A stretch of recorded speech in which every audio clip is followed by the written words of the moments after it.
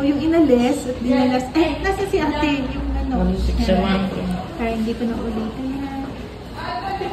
Okay, picturean nyo. Okay, hindi ko na ginupit muna para mapicturean mo. Pagkatas mo picturean, gupitin na natin. Ano?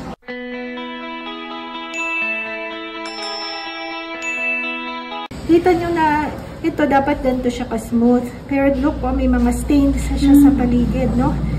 Okay, yan. So, yung likod hindi siya smooth kasi may mga stains na siya. Indicative na pumutok na siya, no? Ito yung sinasabi ko. Ayan. Ito yung laman. Ito yung laman ng right ovary, ovarian mass, na dumikit na sa appendix, no? Yan, yung itim na yan. Galing yan sa loob ng ovary. Yung ovarian mass na nakita sa right.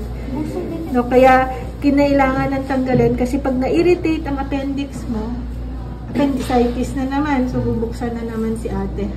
No, kaya siya nag-severe pain, no, nag-severe abdominal pain kasi pumutok na yung bukol, dumikit. Ay, pasok kayo, mana. Okay? So, yun, no? So, dalawa yung ano, ito yung right ovary, ito yung left ovary, naputok ko na rin, no? Pero may laman din. May laman din na chocolate fluid, no? Brown, kaya siya brown, no? Yun yung endometriotic cyst. Ngayon, hihiwain ko na yung loob, ha? Ang nakita kasi may mga mayoma na. So, tingnan natin kung may mayoma nga. No, yung mayoma kasi mabait. Wala akong problema sa mayoma kahit na pagtandaan mo yun, basta hindi lumalaki. Kaya lang, yung endometriotic cyst, unfortunately kay ate, pumutok. No? Kaya siya nag-severe pain. No? So, ito yung matres. Ito yung loob, yung bahay bata. So, dito si mami nagbuntis. Sino naging mother na ikaw, anak? Dito si baby nag-lodge, no? Nung baby siya. Nagupitin ko lang, ha? Anak. Ayun, yung mayoma. Maliit. Napakaliit. Kaya hindi yan ang indication natin for the operation. Ha? Napakaliit yung mayoma. Yun, mayoma. Bilog na yun. So, hindi yan tinatanggal. Kung yan lang, hindi natin pa-operan si ate. Pero kasi nga, sabi ko sa inyo, may nakita na hindi sigurado kung cancer. Buti na lang dito yung nakalipat. Kasi pag pinatagal pa to, talagang yung appendix puputok na rin yung, ayan, ito mayoma. Tana. Malaki. Liit. Hindi ito inaalis.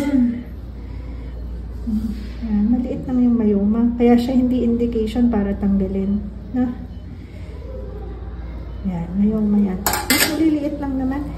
So, hindi tayo bother dyan. Meron pa dito. Sa ilalim. Ito, nakakapapa dito, na.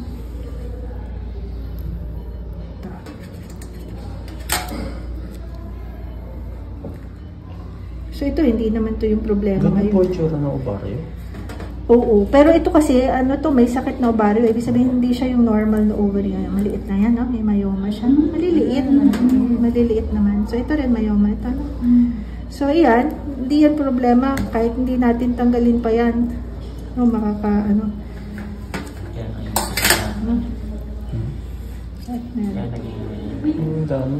So, ito yung maliliit na mayoma. 1, 2. Merong, ito, 3. No, maliliit lang. Meron pa siguro dito isa. May nakakapapa ako dito. Ano? Ito yun. Ito na yan. Parang ito na yan. Ito. Sa ilalim, no?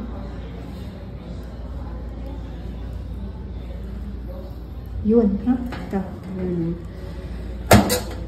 Yan. Ayun, isa. Yan. Ito yung pinakamalaki na. Pero maliit pa rin siya. Ha? Hindi siya indication para tanggalin yan. Ha? Ito. Ha?